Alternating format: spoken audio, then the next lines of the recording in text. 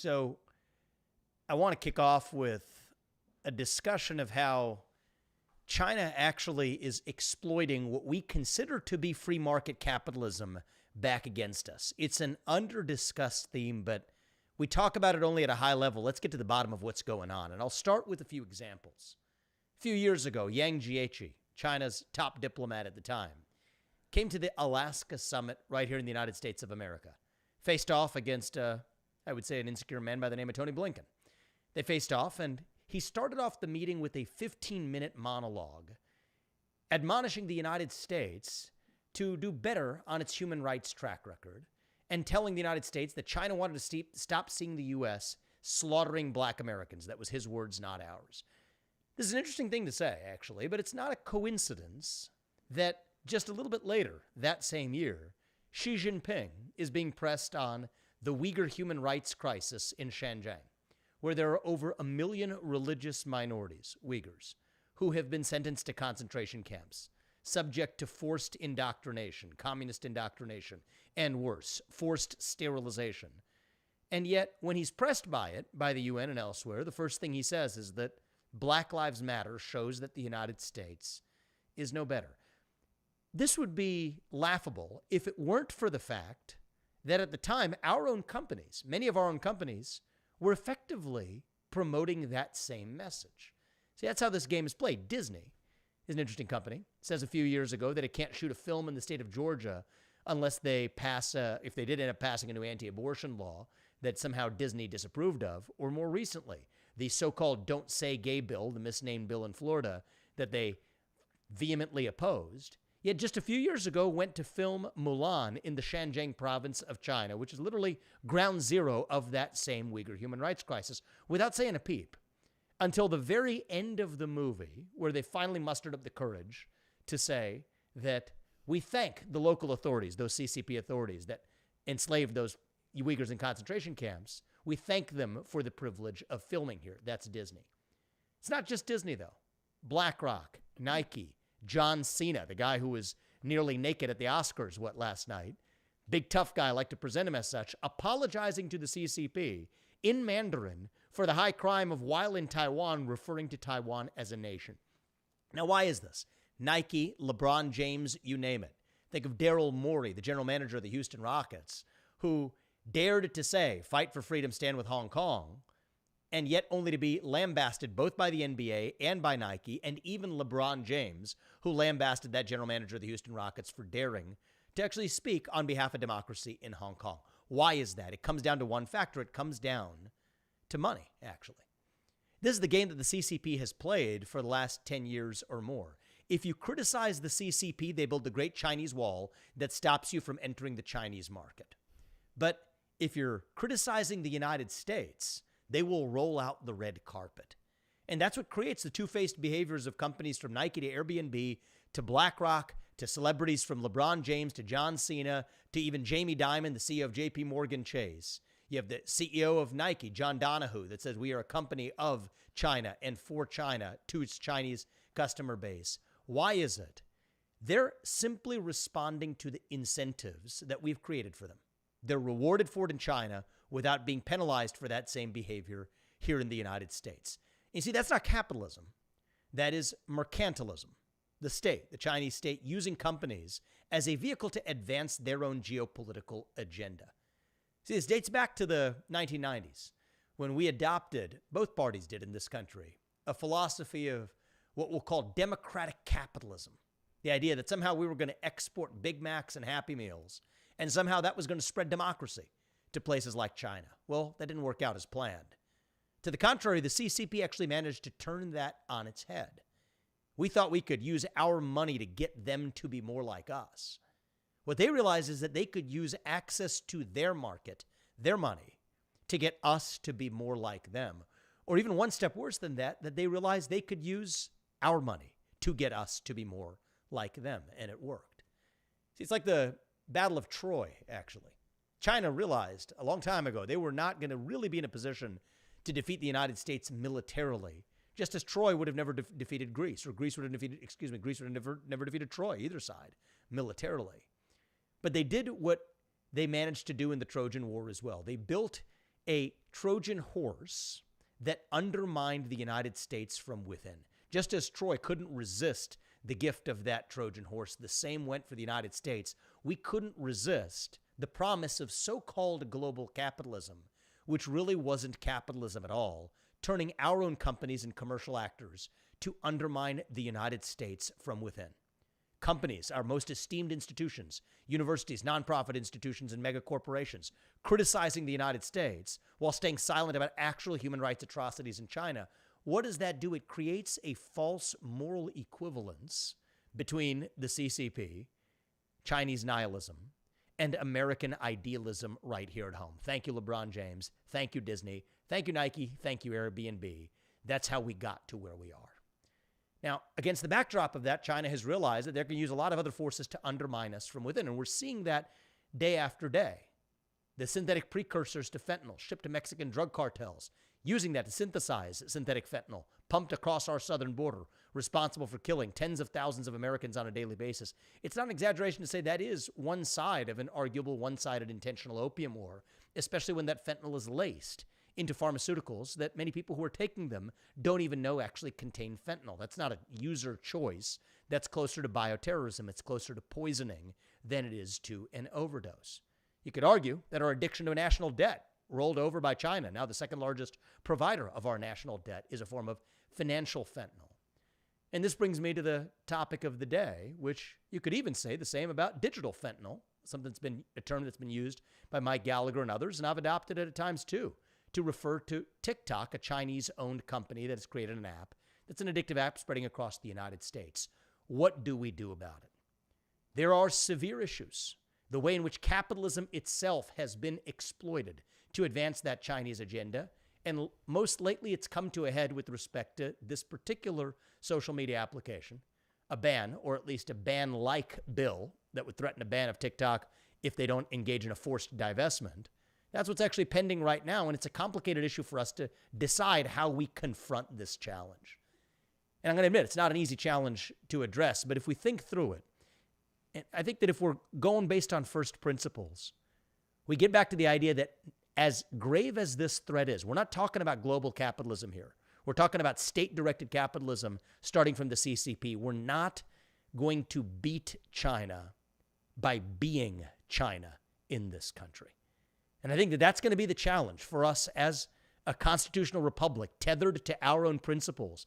At times, that can even pose an inconvenience, a limitation on what we are or aren't able to do. Yes, to protect our sovereignty. Yes, to recognize that there is a Chinese Trojan horse using capitalist actors as vehicles to advance their own agendas. But we're not going to save ourselves by abandoning the very principles that define who we are in the first place.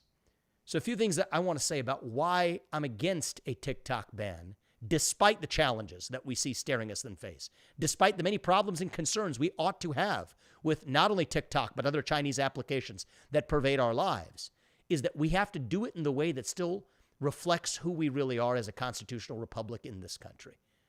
We're not going to beat China by behaving like them. We don't ban individual companies or individual persons in this country. In a certain sense, that's what they're trying to do to Donald Trump. You give me the man, I'll name you the crime. That's the Soviet way of doing things. Maybe that's the way Mao Zedong's way of doing things. It's not how we do things in the United States of America. Ban the bad behavior.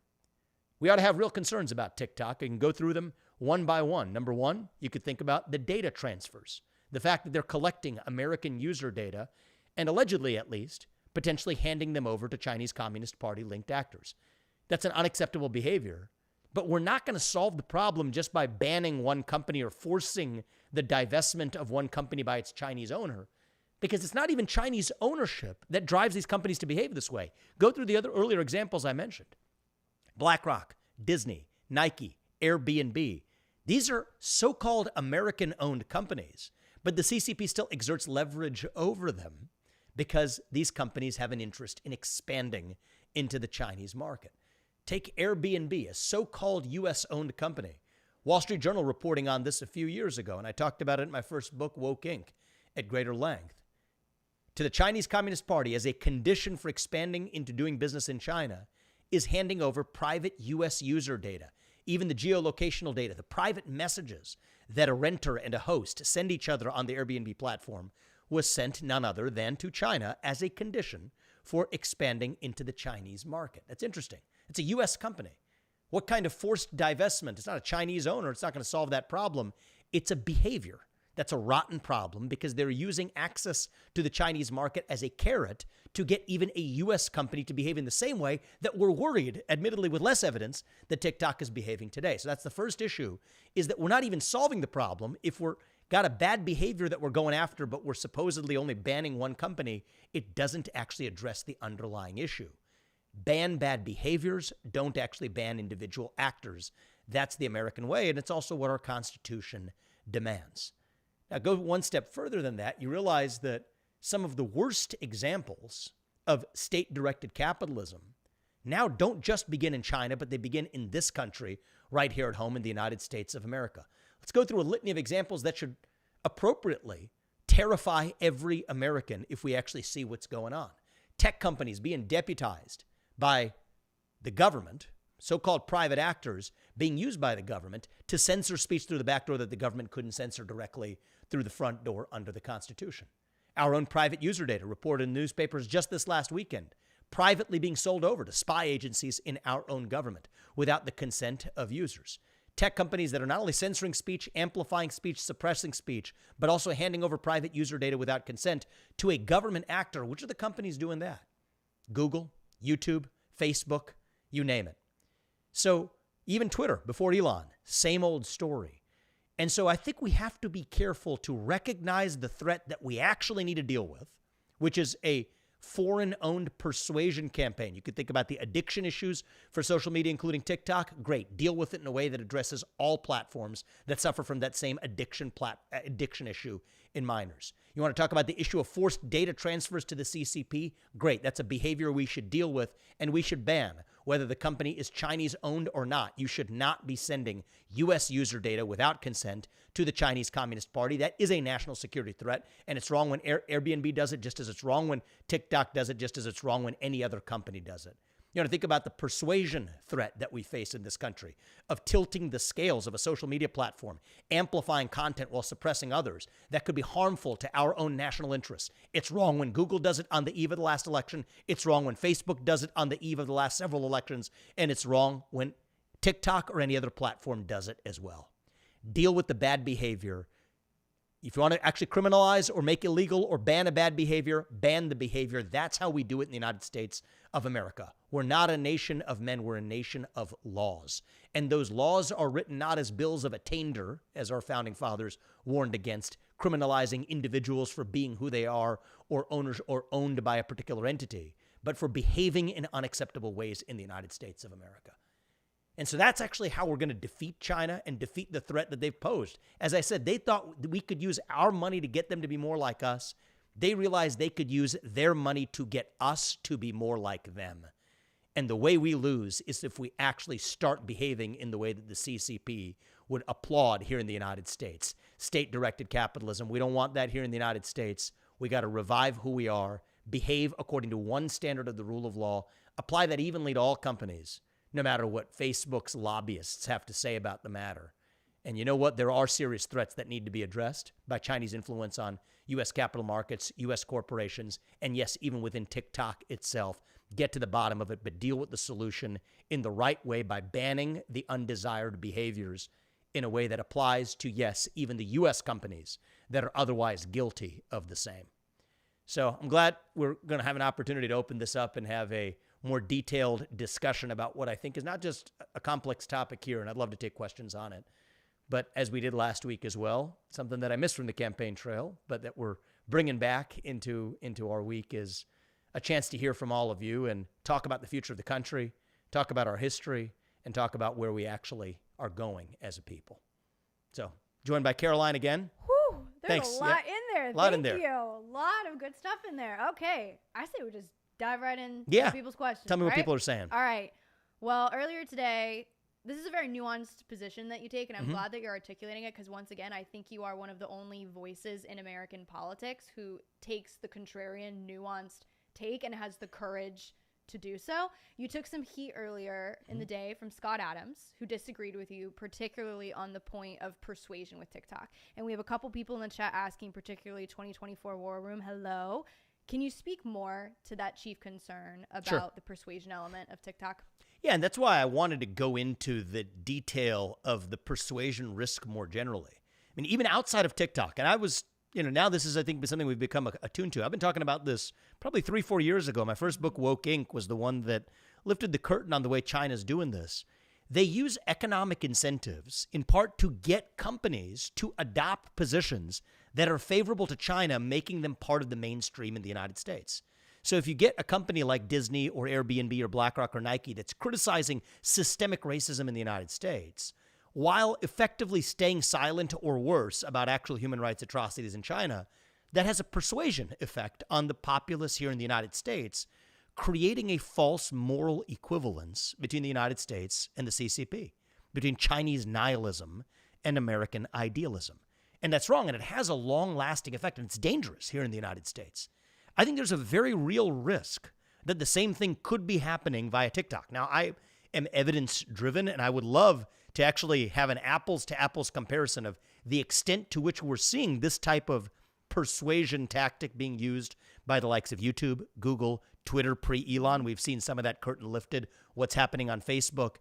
It actually hits startlingly close to home based on what content they do elevate and they suppress. Not even the ones they outright ban, but the ones they algorithmically boost or the ones that they algorithmically suppress.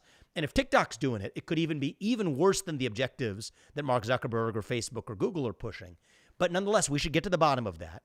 And if we believe as a country, and I think it's legitimate for us to adopt this position, that that's a behavior that we don't want to see in this country, then ban the behavior. That's what I would say. We're always going to be one step behind. I'd say ban the behavior on 2 counts. One is we're actually going to be less effective at going after the underlying problem itself.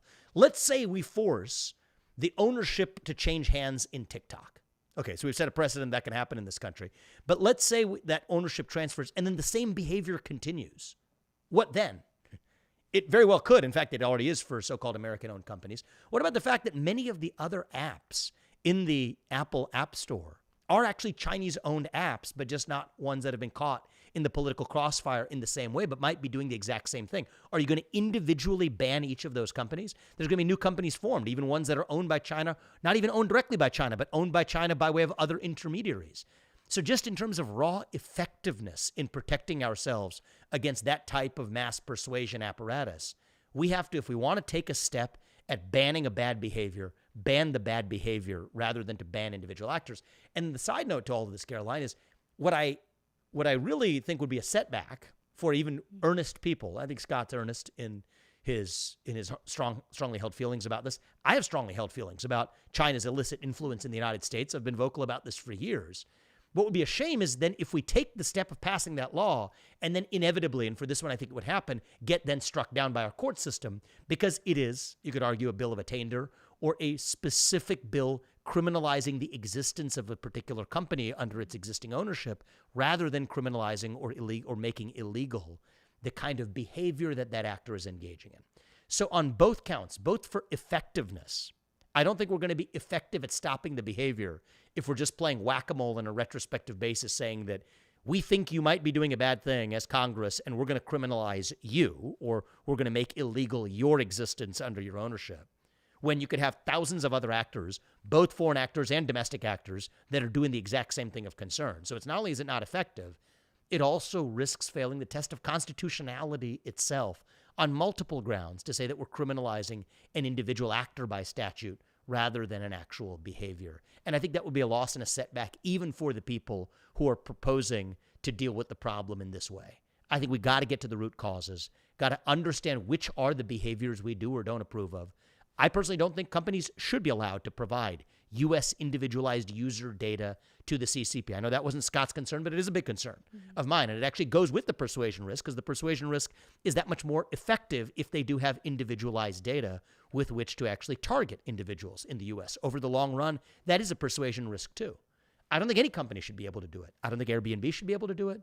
I don't think Google should be able to do it. Keep in mind, Google ceremoniously exited China under its prior leadership under the philosophy of don't be evil, only to learn, I think it was about 2017 or so, may get the exact year plus or minus right or wrong, Project Dragonfly, where Google was actually creating a separate Chinese Communist Party censored search engine in China only after that was revealed via leaks, where they then embarrassed when that blew back on them. So whether it's an American company doing it, another Chinese company doing it, or whether it's ByteDance, the owner of TikTok, doing it, identify the behavior that's the problem and deal with it even-handedly in a way that binds every actor to the same standard. That's how we do things in the United States of America. It's more effective at prohibiting the bad behavior that we actually want to prohibit, while also respecting the constraints of the Constitution itself. And one of the questions I ask myself from time to time on difficult questions, and this is a difficult question, is what would Thomas Jefferson do? He was the signer of the Declaration of Independence. I think that we could, the guy wrote, 16,000 letters over the course of his life, full-length letters, not letters of the alphabet, full-length letters. And so we have a sense for how the guy would think. And I think that if he were here today, would he say that we're in the business of banning specific companies based on a general gestalt of how we feel about them, when there's a problem that could exist for that company but could exist for countless more? Or would he say that, you know what, we the people set into motion a process to say there are certain things that are unlawful that you can't do in this country and certain things that you can do, and that everyone's going to play by the same level playing field, but we believe in the First Amendment, we believe in the Fifth Amendment, and that we believe in the Constitution of this country, even if it relates to actors who we don't necessarily love? I think that's where Thomas Jefferson would come out, and I think that that's where I come out as well. I think Thomas Jefferson would also come out on the side of declaring economic independence from China, which I favor. That's the Declaration of Independence from our century. We shouldn't depend on a foreign power on the other side of an ocean for our modern way of life, for the pharmaceuticals in our medicine cabinet, to the shoes on our feet, to the phones in our pockets, to our electronics. We should not be dependent on China for our military industrial base, for our pharmaceutical supply chain. And we are today. I think Thomas Jefferson would also say that. We should not depend on an enemy for our modern way of life, but we're not going to beat that adversary by behaving like that adversary either. And that's the challenge of the American way of doing things. We always do tend to operate at a competitive disadvantage to autocracies. Even think about in foreign wars. There may be other actors who are willing to claim the lives of innocent civilians, women, children, and so on, in a way that, at least at our best in the United States, we tell ourselves, and hopefully we live by those standards, that we abide by rules of engagement and conflict that aren't necessarily the same constraints that our combatants on the other side would adopt for themselves. But that's what makes us ourselves. And once we lose that, we've lost the very thing that we're fighting for. And I think that I come back to what I said in the beginning. We're not going to beat China by being China. We're going to beat China by being ourselves. Again, I think it's such a well-taken point that it's a more difficult issue than people think. And that's why I think it's so refreshing that you're able to flush it out for people, because the way the discourse from what I've seen is ban it or don't ban it. Yep. Right. And by the way, if you take the position, we got some of this in terms of even slapback criticism, which is, is just a bought off donor interest. If you think about it, put yourself in my shoes. All right. I'm worth nearly $1 billion. I put about $30 million of my hard earned money into my campaign, which is an order of magnitude than anybody has supported me in any sense in this endeavor or any other. The whole point of that is so that you can actually speak your mind freely and openly. And I don't want to pat myself on the back. I'm just saying this as a point of fact. I've been about as hard line on preventing the backdoor infiltration of our economy by way of Chinese influence as anybody. Pointing this out several years ago, even before it was popular, taking criticism from libertarian free marketeers, who I think have now come around realizing that that's not capitalism, but still at a time when that was not a popular position. But at the same time, though I recognize the threats that TikTok poses, and at times, when we think about banning social media, I've said I'm open to it in the context especially of under the age of 16. I don't think young kids, I don't think preteens certainly should be using addictive algorithmically powered social media, whether it's powered by TikTok or another company. But when we think about how to deal with the problem of worrying that our people are going to be persuaded of something that a foreign government wants to persuade them of, or data capture from the United States, we should deal with the behavior as a category rather than trying to just popularize which companies we go after versus not. And I think a lot of what people are missing is this is the product of tens, if not hundreds of millions of dollars spent by Facebook and other companies in Silicon Valley trying to obviate their competition in a way that actually is ironic because those are some of the same companies committing the same sins in a far more defined and well-proven and well-documented way in the United States. When you think about which companies suppressed the Hunter Biden laptop story on the eve of the last election, which companies on social media, take a China-related issue, which companies was it that stopped you from being able to post to say that the China virus did indeed come from China, that COVID-19 originated in a lab in Wuhan? If you said that on YouTube or you said that on Facebook, you were censored from even being able to make the post. Your account would have been locked for saying those things. So were those Chinese owned? No, they're not. They behave like they are. Maybe they're beholden to China in other ways, commercially or otherwise. But that's the behavior we should find concerning, is to say that you could not say in this country, in the middle of a pandemic, when it was obvious to everyone, yourself and myself included, that this thing came from a lab in China. They claimed some sort of every other cockamamie theory they could claim. You have a Wuhan Institute of Virology that engages in gain-of-function research. That was the start of a global pandemic. That's exactly what happened, and everyone knew it. You couldn't say it on social media. It wasn't TikTok that banned it. It was YouTube. It was Facebook. It was pre-Elon Twitter, where in many of these platforms, you would have had your account locked and you personally would have been banned. So how on earth are we dealing with that problem, which is actually protectionist of the Chinese Communist Party itself, by going after one random company that Facebook's lobbyists say we want to ban? I think it's ridiculous. And this is not some defense of TikTok. It's actually a case for applying the same stringent standards to every company that's guilty of the same behavior. That's where I land on this.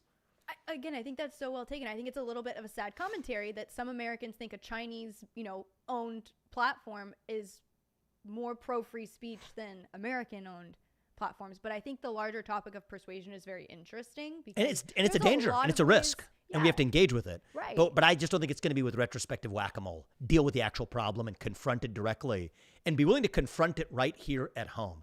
Mm-hmm. And I think that, even in some of the exchanges I've had with folks who disagree, they'll say, well, Mark Zuckerberg's going to push some sort of woke ideology, but China's going to push some sort of far more repressive ideology. Right. Well, what's your litmus test for saying which one you're going to ban, which behavior you're going to ban versus not? Both are state-directed forms of capitalism. We have far more evidence of state direction of private behavior in the case of those U.S. companies. And then you look at which one's advantaged China. It's actually been far more egregious in the case of YouTube's and Facebook's own behaviors in the case of the COVID-19 pandemic than it was of TikTok.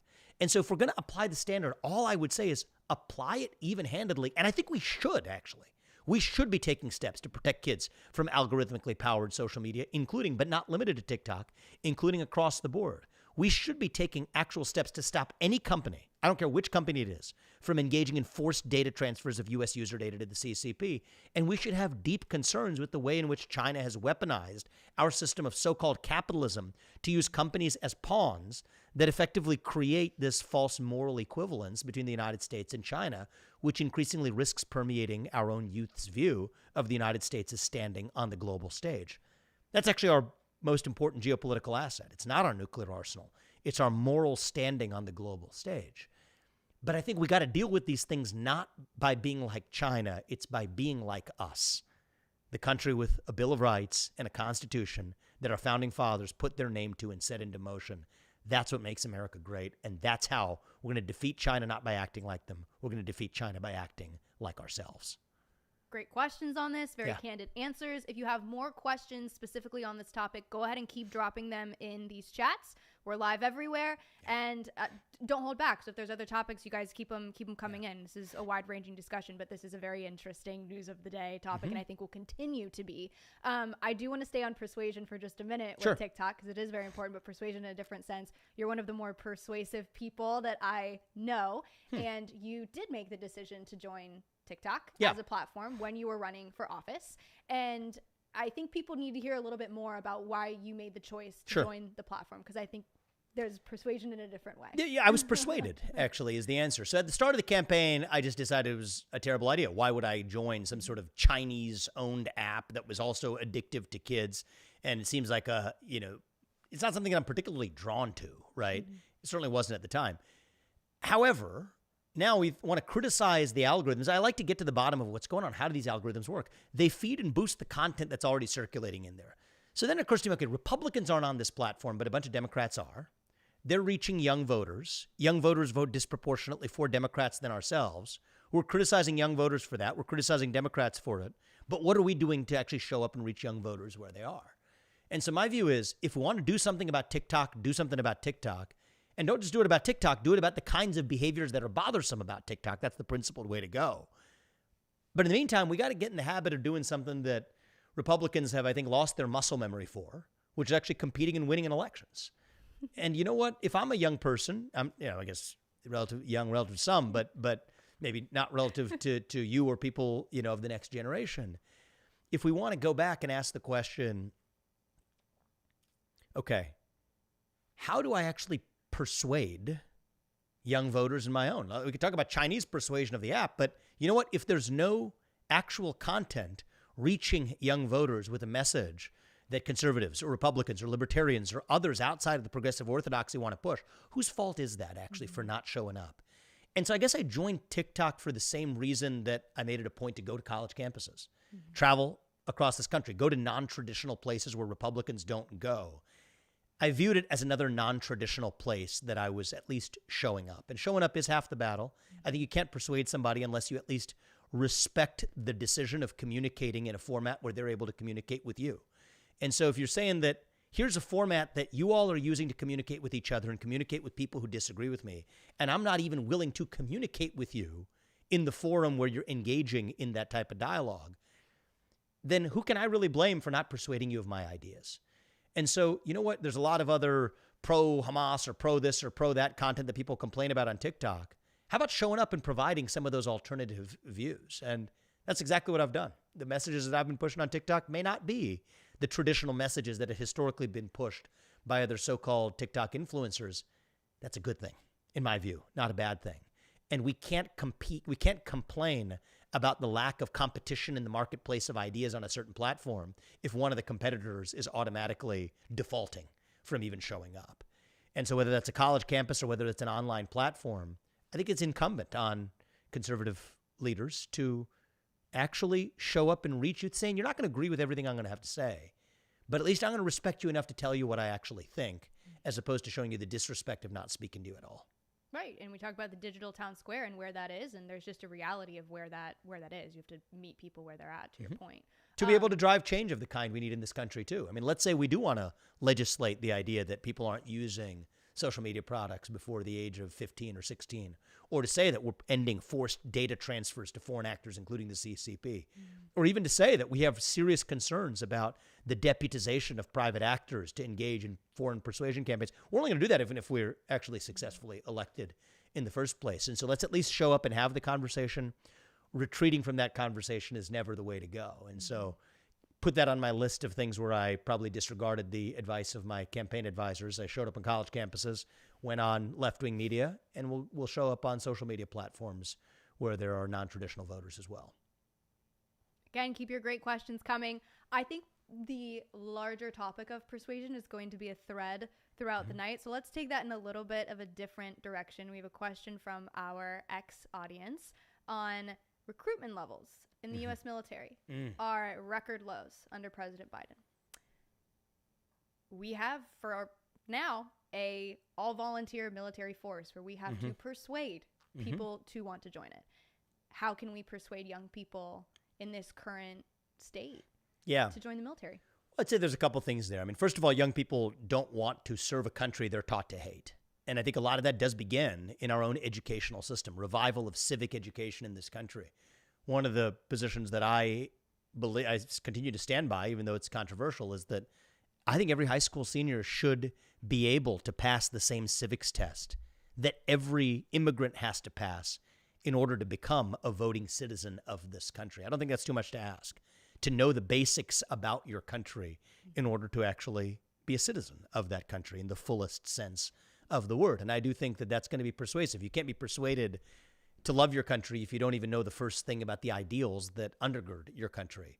And that's a failure of our educational system that we need to improve. And it's a failure of expectations, that we don't set basic expectations of ourselves and our children of what they need to know in order to become full citizens of this nation. Now, the other flip side of this is young people aren't dumb. It's not just that they're not knowledgeable. It's that they are knowledgeable. To see if that this is how you treat your veterans on the back end. right now. Many veterans coming home, treated like dirt when you have illegal migrants storming across the southern border that are treated better than people who have actually served in this country in combat roles. Think about people who are being denied basic VA benefits, denied medical care, people who aren't actually getting to live the life that even ordinary Americans would aspire to after they've served this country. People say, if this is how you're treating your veterans on the back end, then why on earth would I take the risk of serving on the front end? So I think that's a calculus that many young people go through too as well. What can we do better there? Start by taking better care of our veterans, actually, honoring our veterans, and honor culture, not just in cheap verbiage, but even in action, to say that we stand with our veterans. Decompression buffers for people who have served, paid for 6 weeks to be able to adjust back to civilian life. Be able to get your local medical care, not through some VA center that has to be only 100 miles away. It's great if you live near one, but you should be able to get community-based medical care near you as well. Veterans benefits, military compensation, active duty. One thing we can do is make all of that tax-free. It doesn't make sense if you're actually serving the country for that to then be subject to the same federal taxation. Basic steps we can take to honor our veterans. And then I think in the category of also understanding that young people are really thinking about why they do or don't serve, make sure that we restore a military whose sole purpose is to advance the interests of Americans. Period. I think if many people who considered service knew that, yes, I am taking a risk, but I know that it's to protect my fellow Americans, right? It's to say using our own military on our own southern border, something I've favored for a long time. I think a lot more people would be more interested in doing that than to protect the border of some other country that didn't obviously advance the U.S. national interest. But to say that, no, we understand we have an invasion of our country right now. It's eroding our sovereignty. It's eroding our national identity. It's creating a wave of crime in this country. It's creating a fentanyl epidemic that's spreading like wildfire. I know, or you know, or everybody's only 1 or 2 degrees from somebody who has been affected by one of those epidemics. To say, I'm actually going to, yes, take some risk on my part to make a life choice where, yes, I will be honored. Yes, I will be appropriately compensated and respected and not taxed for it. And yes, when I'm a veteran, I'll be honored as well. And yes, I came out of an educational system where I'm proud and I know something about that country, but still know that it has some trade-off, but yes, I'm going to do it because I know it advances the interests of my fellow citizens. That's probably the most important thing we can do to address that recruitment crisis in the military as well, is to stand by the idea that the first and sole moral duty of U.S. leaders, including people who lead our military, is to our own citizens, not the citizens of any other country. So between taking care of our veterans, leading our military that way, and reviving some sense of civic education in this country, yeah, I think our 25% recruitment deficit can be well behind us, but it's not going to happen just by wishing it into existence.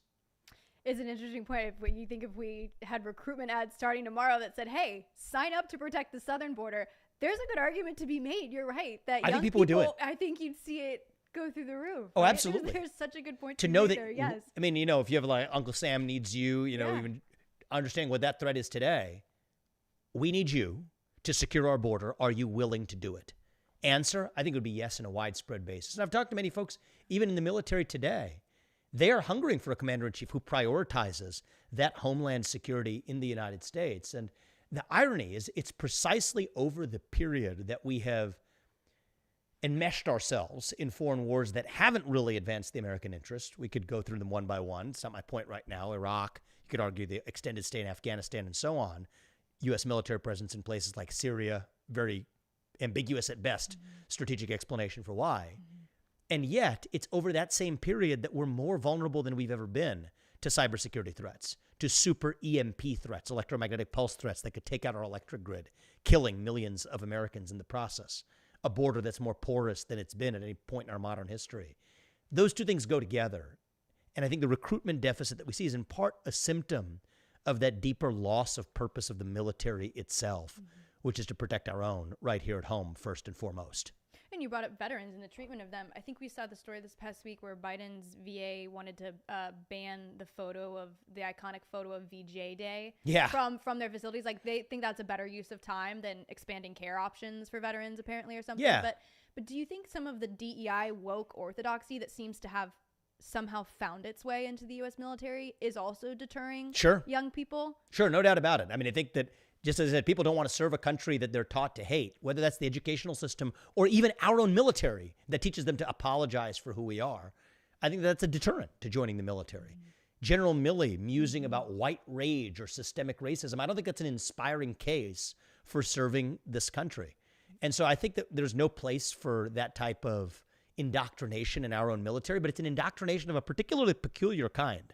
It's one thing if it's indoctrination of here are our founding principles, here's what set this country into motion. There's, I would say we would want to approach that even in a mature and nuanced way. And so you could say, oh, they're just indoctrinating. The irony of this indoctrination is it's not even that kind of indoctrination of pride in our country. It's an indoctrination of hatred of our own country and our national history from the very military institutions that run on the pride of people who volunteer to serve. I mean, they're compensated for, but volunteer. It's not conscripted. It relies on that sense of pride and attraction to the role itself. And I think that's something we can bring back. We ought to bring back. I don't think we should ask people who are serving in the military to check a box of African American or Latino American or whatever. American. That's one box. That's what you check. That's the box you check when you sign up to serve in the U.S. military. And I think that that's something that people across this country are hungry for, and I think people even in our own military are hungry for. And it takes a commander-in-chief to actually stand for who we are, and our recruitment deficit is going to be behind us. Great questions. Please keep them coming. Lots more to cover. Let's just bounce around. Let's take one from our Rumble audience. Question on semiconductor independence. Yeah. What's the game plan there? How are we going to make that happen? Well, it's interesting, joinder from the DEI discussion. So one of my former colleagues at Strive, Matt Cole, who's the CEO of Strive, actually wrote a great piece in The Hill, which ended up having a lot of influence on the discussion over the last few days, laying out how the CHIPS Act, remember this was the semiconductor subsidies that we needed in this country, was really a DEI boondoggle. Think about even the grants of the National Science Foundation or the NSF or the diversity regime of how our federal government makes science grants or staffing selection decisions. That's actually what the CHIPS Act was legislating. And so it was, as I've called it, it was sort of a DEI agenda masquerading in semiconductor clothing. And so I don't think that that type of state-directed capitalism is particularly successful, in part because it just results in that level of inefficiency, not just financial inefficiency, but even ideological inefficiency. Now, we do need to declare semiconductor independence in this country. I don't think it's tenable for us to continue to be dependent on a tiny island off the southeast coast of China, Taiwan, or island nation off the southeast coast of Taiwan, of China, for our entire modern way of life, from the little chips in that refrigerator over there to the chips in our phones to that laptop that you're looking at. Our entire modern way of life, to our airplanes, to our cars, depend on semiconductors coming from Taiwan. And it's a shame we got to where we are, but I'm not here to blame the past. We need to rapidly reacquire semiconductor independence in the United States of America. One of the ways we do that is by at least not applying the same burdensome regulations here that cause many of these manufacturers to go to other places. There was a story that just came out today, I think I actually posted it earlier today, of chip manufacturers, to bring this full circle, even the very ones that were the beneficiaries of the CHIPS Act, now looking to foreign countries for chip production because the hiring demands, the DEI-based quota systems, were too cumbersome for them to be able to find the talent. It's already hard enough to find the know-how for production in the U.S. Money is not really the rate-limiting variable. It's know-how. People at TSMC, the Taiwan Semiconductor Manufacturing Company, what they really have is the know-how for how to produce these leading-edge 10 nanometer or thinner. I mean, you're talking about less than the strand of a hair for the width of these semiconductors on a microchip. It's not just the intellectual property or the design where the U.S. has actually led the way, but even in the production of those ultra-thin leading-edge semiconductors, that know-how is scarce. And we should be focused on bringing that know-how and creating that know-how in the United States. But money, not talent, not money, is actually the rate limiter. So what do? Sillily, classic Washington state-directed capitalism, pass a boondoggle of a bill that rewards a bunch of people and companies that lobbied for it, throwing money at a problem where money wasn't really the rate limiter, but exacerbating, having that money come with strings attached to even further narrowing the talent pool that you're able to draw from. So think about that. Ironically, we are using money to solve a problem that money wasn't actually required to solve, while worsening the rate-limiting step, which is actually acquiring the right kind of talent by making it harder to hire the best person for the job with the DEI quota systems that were backdoored into that CHIPS Act in the first place. So do we need semiconductor independence? Absolutely. Is the CHIPS Act or other non-serious pro-DEI measures the right way to do it? Absolutely not. More great questions, lots to cover. This time always flies on by. Oh my gosh! We'll stick to our 1 hour. Good. Yeah, I love it. we can pick up where we left off. You're always yeah. willing to take so many Yes. words. Like last question, All right. it's like 7 more. Let's do it. I'm having fun. They appreciate it so much. All right, this question is from Verity1776 Libertas. Hello. She is on our Rumble audience. And our heart really goes out to you with this question. Do you have any ideas for improving the affordability of university education in the U.S.? She is a mom of 3 children with special medical needs, and she is $360,000 in debt from her pharma degree. I'm sorry about that. And I understand, especially in a landscape where prices have gone up and wages have remained flat, it's especially challenging for people who bear those debts. And I think that for the retrospective, we could talk about, I don't think cancellation of student loans is the right way to go, but I do think there's a reasonable discussion to be had about how its treatment is in bankruptcy, just like any other loan in bankruptcy. But nobody should have to face the specter of bankruptcy as a consequence of doing what we were taught to do is the right way to do things. Graduate from college, graduate from high school, go to college, work hard, get ahead, and yet not really live the American dream that was promised to you. So the first answer is, four-year education may not be the right answer for everybody, and that's okay. In fact, not only is that not okay, that may be a beautiful thing in this country. A diversity of approaches to live the American dream, to become a carpenter, a mechanic, or even a coder. Many types of coding. You don't need to necessarily go through a four-year liberal arts education to get there. Now, for many people, and for me, this was the right choice, and perhaps for you, what was her name? This is Verity1776. Verity1776. I like the screen name. Maybe it was for you too.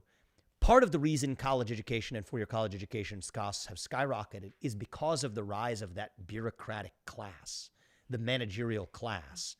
If you take a university like Purdue, interestingly, not only do they not have a lot of the DEI nonsense that you see at many other universities, they have a very spare, Spartan administrative hiring path. That's the one university where over the last decade, not inflation adjusted, but in absolute terms, tuition has remained flat. Other universities, it's spiraled up many multiples over the course of that 10 to 15-year period where Purdue's has remained flat. And it's no coincidence that that correlates exactly with the rise of this managerial cancer in these other universities.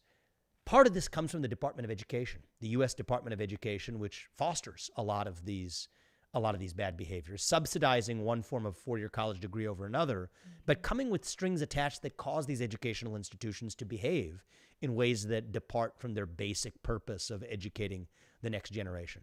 So end the bureaucracy, starting with the Department of Education, de-bureaucratize a lot of these universities, and then provide paths to getting ahead in this country that don't always run through four-year college degrees either.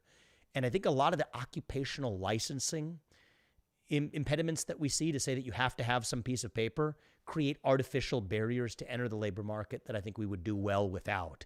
And so it's a great question. It shouldn't be a partisan question. This isn't a partisan subject. But I do think that these are solutions that clearly a Democratic president has been unwilling to embrace. And it is a great opportunity, though it isn't a partisan topic, or at least it shouldn't be, for the Republican Party to lead the way with solutions, as I've encouraged our movement to do. That was a great question. Thank you for that. And thank you for your honesty, because I have a feeling there's probably many more people in the chat and watching that are in similar situations, and it's not an isolated, not isolated to you. So let's take a question from our YouTube audience. There's something going on with the IPO window opening for Reddit and that's very interesting. Great question. So so it's interesting. I think this is going to be end up being a good year for a lot of people looking at capital markets, because there's a political dimension to this too. There was the expectation that interest rates were going to be continued to be hiked. And when interest rates are higher, that's a depressive wet blanket on the stock market. Generally, when you see interest rates go down, or in a lower interest rate environment, or even a lower than expected interest rate environment, that actually becomes better for capital raising. And so what you see is, now the Biden administration would sell the myth that it's because of tapered off inflation expectations that we don't need to raise interest rates as much. If you kind of see through the smoke a little bit, you see the trick they're actually playing. It's an election year. And so it's a great way for the Federal Reserve, even though it's independent, doesn't behave all that independently, is now becoming a little less hawkish on the interest rates. I think I had predicted this last year on the campaign trail. I think a lot of reporters didn't like when I said it, but it's playing out as predicted, that this is effectively tilting the scales to grease the skids, at least for the incumbent president. But the implications for capital markets is that I do think that we're probably going to see IPO windows open for tech companies, for healthcare companies that might have had a tighter IPO window in prior years because of the greasing of the skids with that lower interest rate environment. So I think we are going to see some buoyancy in equity markets as a consequence of that. We already are, really. The NASDAQ and the Dow in particular is trading close to an all-time high on a given day. It's hit all-time highs actually very recently. That's not an accident. It's a product of the tapered interest rates hikes. And I think that there is a political subtext to all of that. But there's also opportunities that could emerge from that as well. Great. Okay, this might be one of our last questions. Excellent question. Kind of still staying on the topic of markets. What can we do? This is from our Rumble audience. What can we do to prevent BlackRock from buying up the housing market? Well, I think it's not just the housing market. I think that BlackRock has been, I would say, a pernicious force in what it represents in American life, with $10 trillion of assets under management consolidated in one firm's hands. Take the next couple biggest passive asset managers like State Street and Vanguard. You're talking about just those three firms wielding the power of effectively the U.S. GDP, probably the money of even people watching this right now without their knowledge, being used to advance agendas, not just in corporate America's boardrooms, but even buying up homes and driving up housing costs against the backdrop of land use restrictions, which are regulations that further prop up those prices. That actually has at least been a contributor to, I would say, less affordable housing, especially for young people in this country. I'm not a stand around and complain guy. I even hate myself when I feel like I'm doing too much of that, is just sitting around complaining and throwing my hands up in the air. So this is one where I decided to take action several years ago when I founded Strive. Strive is an asset management firm based here in Ohio, but I co-founded it with the express purpose of competing directly against the likes of BlackRock and State Street and Vanguard by offering alternatives in the market to say that you can have the similar kinds of funds, but without the same political agendas that are commingled in the process. And I'm really proud. Strive crossed over $1 billion in assets under management in its first year or so after launching its first fund. I'm told it took JP Morgan about 2 years to get to the same place when they entered the same line of business, and think about with a lot of that already existent infrastructure and backing and brand. So I'm incredibly proud of what the team at Strive has accomplished. And that team is now led by a guy by the name of Matt Cole. He was actually the guy I referenced earlier who wrote the piece surfacing the DEI agenda in the CHIPS Act. And he was actually a portfolio manager himself at CalPERS, California Pension Fund. He managed about a $70 billion odd bond portfolio there, and saw from the belly of the beast that part of the reason the BlackRocks and the Vanguards behave the way they do is you have blue state pension funds that tell them they don't get to manage their large amount of money if they don't adopt these one-sided agendas. And so I know that's a broader answer than just the question about the housing market, but I think that that's an example of a broader set of the risks posed by the concentration of capital in the hands of BlackRock, making it arguably the most powerful company in human history. And people who nobody elected to exercise that much political power, using your money to exercise that political power. The best way I was able to was to not only write about it, I wrote 2 books actually. Woke Inc. was my first book, but this is such an important topic on the ESG movement that I wrote my second book, it was my third book, Capitalist Punishment, on this topic. But I also founded Strive. I'm not just an author. I think it's important to point out a problem, but at a certain point, once you've identified it, you have to also each of us has our own unique skills, and maybe this is a good thought for us to close on tonight, is every one of us has our own native God-given talents, and it's up to us to look ourselves in the mirror, use those talents to do what we're able to do our part. And I think one of those things for me was my skills as an entrepreneur. I know how to get something started. That much I know. Get an organization off the ground, get the right people involved, set the right vision, and really spawn an organization. Well, if I have that skill set and I've spotted this problem, I had a responsibility to do it. And that's why I founded Strive. And I'm proud, incredibly proud of everything that team has accomplished in the short time they've been around. This last question is from me because I do feel like we cover so much ground in these lives and there's so much news. And I think our audience is very serious. We have these people of great depth, skeptics, and they are committed to the truth. And that's why they're here, and that's why they want to hear from you. A lot of ground that we covered, heavy topics. What's just kind of a closing thought for people? Could be something for them to keep in the back of their mind, something that, hey, keep your eye on this, or, just as you're thinking through all the ground we covered. I would say I'm going to give a piece of advice that I think people here don't need, which is usually the best advice of all. You're never going to persuade someone with advice, but you can maybe get them to do something they were already going to do anyway, but a little bit more intentionally, which is to stay skeptical, actually. And staying skeptical in the right way is hard. It's easy to be skeptical of everything just for the sake of being skeptical. It's easy to be a blithe consumer of whatever you're force-fed, but the harder thing to do is to stay skeptical precisely when you need to most. And, I think that's what makes this country great is you have a group of people who are able to think independently, and especially people who are accessing things via social media. Be skeptical of whether you're actually being force-fed something that through your behaviors, your clicks, you told some algorithm you wanted to be served. It actually ties to our very first topic. How do you protect ourselves against mass digital persuasion? Independent thought and the awareness of that risk. Turning on mainstream media or the cable news over the course of an election year where you have a decision to make. Don't swallow what you're force-fed by cable news, not right-leaning cable news, not left-leaning cable news. Think for yourself, get to the heart of what someone actually says. And one way, and a litmus test to do this is every once in a while, at least in the realm of politics, the advice I would give somebody is every once in a while, make sure you find for yourself what the actual person said, be it a business leader or a political candidate. In this case, let's say it's a political candidate. Hear what they said. Then compare that to what somebody else's, say in the media's distillation of it was. And inevitably, you're going to notice a gap. But the next time you hear what is fed to you through that same filtered medium, just keep that gap from last time in mind and use that as an adjusting filter. And I think if all of us do that, that's how we're going to conquer, I think, the distortive effect of not only algorithmically powered social media, but even the distortive effect of traditional corporate media as well.